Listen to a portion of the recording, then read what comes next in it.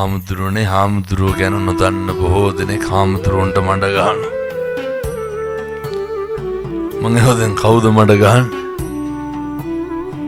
ඔය මේ කොහෙවත් යන මිනිස්සු. මම කේන්ති කියන්නේ අර කියන්නේ හාමුදුරුවනේ අග්ගල සූචෙන් ගහත්වා සී සම්පාරි. ගත්ත දොර පොල් ඇදලා ගැහුව කාලිගේ ඔළුවට. කාලිගේ ඔළුව පැල්ලලේ වැක්කිරෙනවා. වැක්කිරි කාලි පාරවල් ගානේ දුව කියනවා මොකද්ද? මේ පින්නත් වේදේශිකාගේ කරුණාවන්තකම මට ගැහුව ඔළුව පැලුවා කියලා. ජීවිතේ ඇත්තටම අපිට ඔය මොකද්ද වෙන්නේ? මේක බොහොම ශනිකව වෙනස් වෙන්නේ. අර ලස්සනට හිටපු වේදේශිකා හරි කරුණාවන්තව හිටියා. කාලි පරක් වෙලා නැගිට්ට විතරයි වේදේශිකාට මොකද උනේ? බොහොම ඉක්මනට කේන්ති ගත්තා. මෝලිපග්ගුණ හාමුදුරුවන්ට තකචූපම සූත්‍රය මොකද්ද කියන්නේ? මෝලිපග්ගුණ හාමුදුරුවෝ ටිකක් භික්ෂුණීන් වහන්සේලාට ලෙන්ගතුයි. ඕ අය කියන්නේ අනවශ්‍ය වෙලාවෙත් ගිහිල්ලා කයිවාරු ගහ මේ කතා කර ඉන්නවා.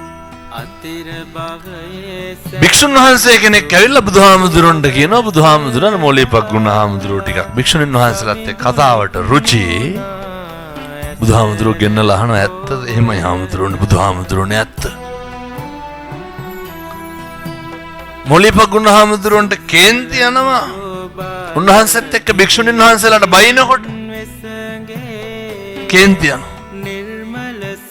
මිනිස්සුන්ගේ අපි අපේ ජීවිතේ වැඩිපුරම දැන් වේදේශිකාටත් මොකද වුනේ? මෙල් බොහොම ලස්සනට ඉන්නවනේ. බොහොම හොඳට ඉන්නවා. අපි ඇවිස්සෙන්නම කවුරු හින්දාද? කවදාවත් ඔය ඇත්ත කරපු වැරද්දකට ඔය ඇත්තන්ට කේන්ති ගින් තියනවද? කවදා හරි කේන්ති ගත්තනම් කේන්ති ගත්තේ කවුරු කරන වැරද්දකටද? අනුන් කරපු එකට නෙමෙයි.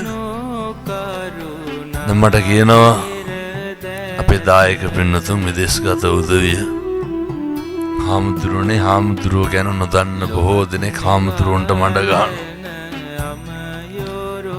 මං එහෙනම් කවුද මඩ ගහන්නේ? ඔය මේ කොහෙවත් යන මිනිස්සු.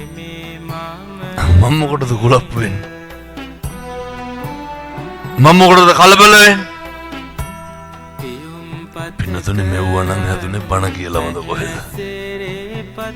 ගානක්වත් නැහැ. මම දැක්ක ඊයේ පෙරේදත් කියන කත්නූරු නිකන්ට අපෝම් වෙලා කියලා. මේ මට බයිනෝ. එහෙම මේ කෙස් ගහකටවත් දැනෙන්නේවත් නැහැ. හේතුව